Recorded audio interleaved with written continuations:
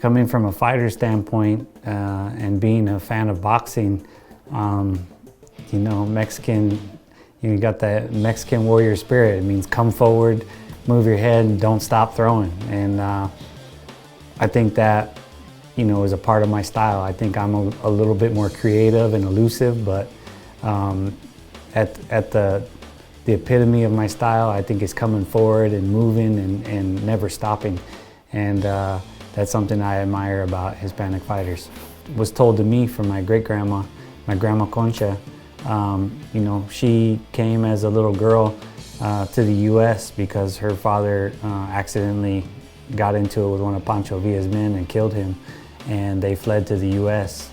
And so my grandma Concha, she came to the U.S. in like 1910, somewhere around then, and was in the Palm Springs area where I'm from. And she had a plaque before she passed. She had like 80 years of residency in Palm Springs, so she's, you know, deep roots there.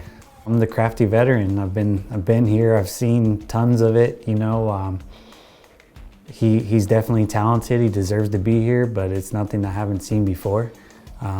I think he does a really good job of dictating the fight, and I think that that's what I'm going to have to exploit. I'm going to have to make it my fight and make it a fun, entertaining fight. I think he wants to slow it down and make it more of a, shot for shot, slower fight, and that's not what I dropped down to 135 for. I want some action, and he'll know that this isn't his time. This is going to be a bump in the road for him. I always get emotional during fight time because I have so much built up emotion and aggression.